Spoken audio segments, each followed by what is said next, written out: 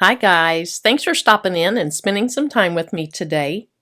Now, on my last video, I made this sublimation license plate.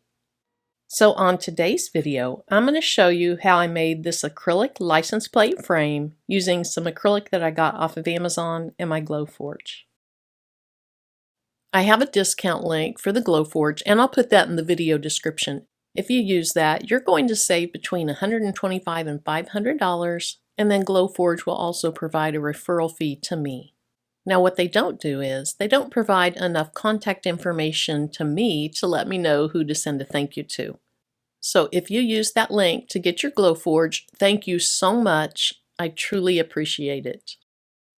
So I ordered some black acrylic off of Amazon. It's covered in some masking paper right now, but I'll show you the color in just a minute. I got 2 sheets of it for somewhere around $18. I didn't think that was a bad price. Also notice it's bigger than 12 by 12, which you're going to need if you do a car license plate frame because the frame is larger than 12 inches wide. Now if you see the hole in it, that's where I did a test cut on my Glowforge. It cut beautifully. It has a shiny finish and it's gorgeous. So what I did to make my design was I took my license plate, then I just took this Amazon envelope, I traced my license plate onto it, both the outside and then the little inside holes. You'll see those right there. Then I went out and I put it up against the hardware on my Jeep and I made little templates where the holes are. So from there, I went into Inkscape and I made a template.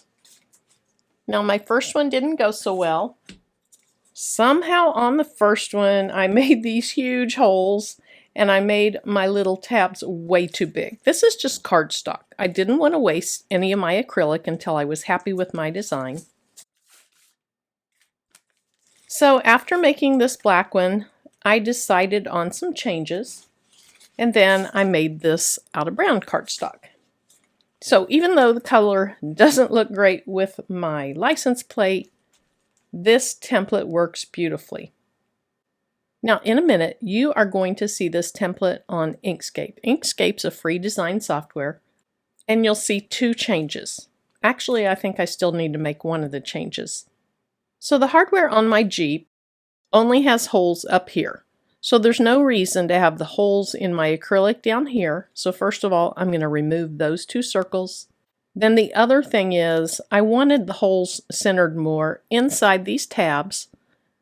And so you'll see I've already done that. Now after I show you the design in Inkscape, I'm going to show you how I upload it into the Glowforge software and cut it on the Glowforge. Okay, so here is my file. Now remember I said I was going to get rid of these circles down here, so I just click on it. Let me move this over just a little bit so you can see more of it. Okay, so I'll start over here. I click on that circle and on my keyboard I hit delete. Click on the circle here, hit delete. Okay, so I'm just going to resave my design. Now I'm ready to close it out and open it in the Glowforge software. Now I'm in the Glowforge software. This is my dashboard. So what I want to do is I want to bring in my design. So I'm going to click on Create, Upload from File. I'll find my file and I'll bring it in.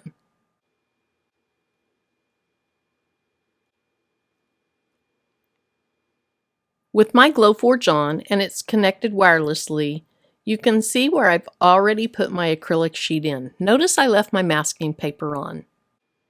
Now here's my design. I'm just going to drag it over so that it's actually on my acrylic. Then before I go too far, I'll click these 3 dots, say Set Focus, and I'll put it right here in the center of my design. Notice right now it says it's focusing and I can hear my camera doing its thing, making sure it's adjusted correctly. Okay, so it finished focusing. It looks good. I might move it over just a little bit to decrease the waste of my acrylic. And the beautiful thing about this acrylic is it cuts wonderfully on this medium clear acrylic setting. So just to go back, You click on Unknown, and I'm picking Medium Clear Acrylic. Now right now, notice it thinks both layers need to be engraved. I'm going to click on my top layer, and I'm going to let Glowforge know I want to cut it. And because I used a Glowforge setting, I don't have to go in and manually set my speed and my power. Now my circles, I don't want those engraved, I want those cut. So I'm going to change that also to cut. Click back over here just to make sure it's where I want it. So at this point, I can go ahead and say print. It's going to let me know in a minute how long this is going to take, and it's going to be a really quick project. Okay, you can see it says 2 minutes 51 seconds. I don't think that's bad for an entire license plate frame. Now it's giving me this warning right here that it's not finding proof grade material. Proof grade material is material that you buy from Glowforge, and it has a QR code on it. Your machine reads that, and it knows exactly what settings to use. So it's just giving me this warning that there's no QR code there. That's okay. So we're going to go look inside the Glowforge and watch this cut.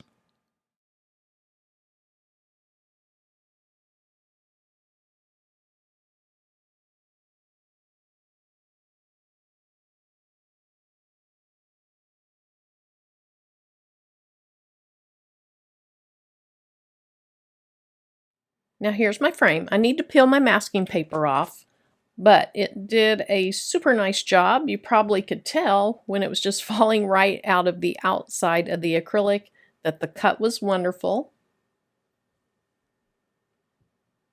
So let me go ahead and peel this paper off.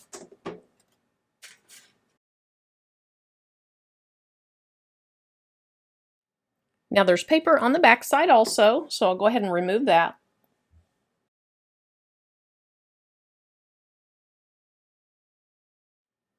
Isn't that pretty? That's going to frame out my license plate so nicely.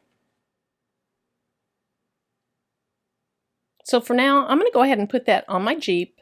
Now the next step on this though, and the next video I'm going to do is to add some rhinestones to this.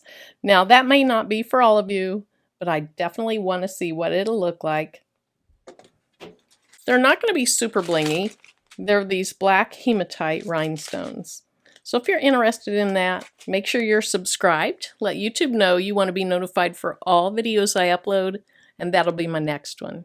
Thanks so much for sticking it out till the end. Until my next video, bye-bye.